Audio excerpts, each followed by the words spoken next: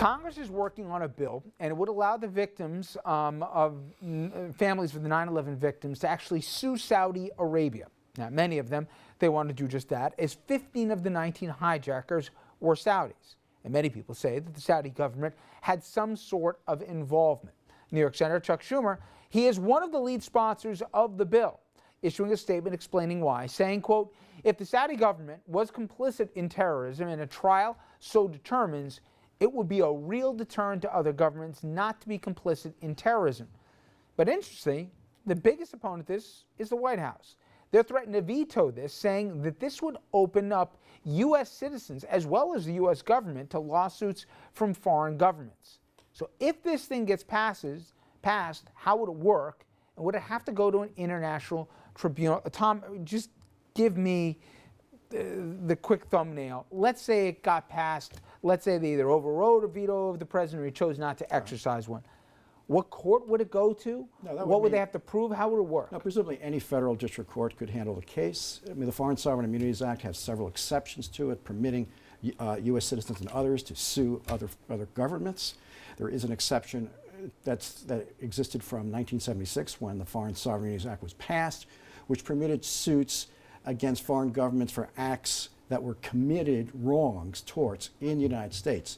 This is somewhat of a clarification to indicate that not only when an act causes harm in the United States is someone or a government liable, but also even if the wrongful act itself was committed abroad, that likewise renders the government So the Saudis liable. couldn't say we want to have an international tribunal, we don't want to do this on U.S. soil? No, in other words, we could, the United States, we could do it just like we sue, I mean, people sue, individual litigants sue, governments all the time under the Foreign Sovereign Immunities Act. That's not an issue.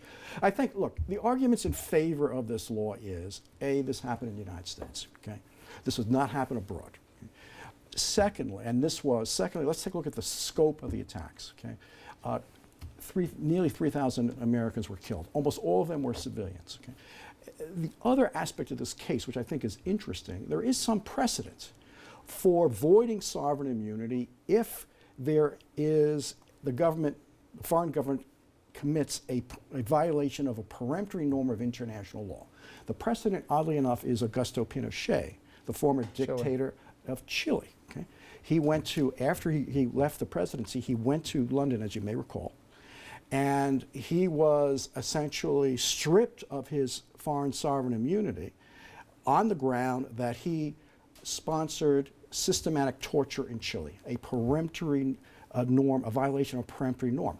These were crimes against humanity, in my view, when you're talking about deliberately hijacking civilian airliners full of passengers, crashing them primarily into civilian buildings, resulting in the deaths of so many. Would this be a hard case to prove?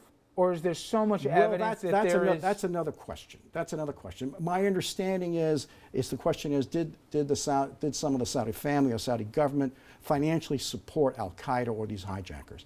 I'm not sure if that's that easy to prove, although apparently... And even if it gave money, could they always argue, we never knew that it would translate into two towers coming down? Certainly they might make such arguments. Okay. All right, Bill, the counter to this from the White House is, I think, two primary arguments. One is, they're threatening to yank out, billions, hundreds of billions of dollars, theoretically, which would have a negative impact on the economy. And more importantly, as you were saying in the break, be careful what you wish for.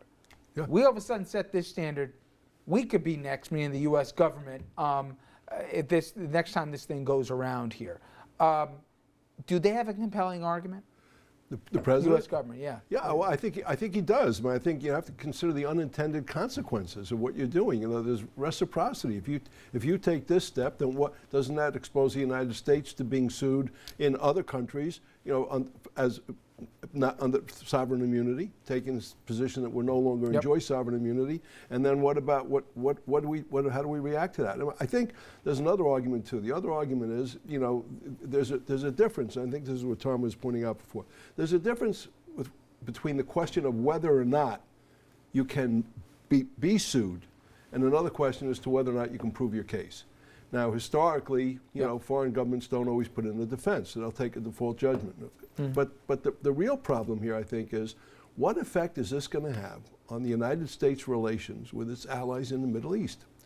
You know, well, what about our relationship with Egypt? What Yeah. about our, you know, And so whatever we think of the Saudis, and there's legitimate reasons to think they haven't necessarily been a great ally, they have been the source, obviously excluding Israel, probably as much as any Middle Eastern nation of intelligence against some of the worst terrorist organizations, even if it's out of self-interest, Right. it doesn't matter. They do play ball with But us. during the break, Airspace, during the etc. break, I think there was at least a partial consensus here that there are compelling arguments that can be made Yeah. for both sides. Real quickly, you're the president, and this comes to your desk.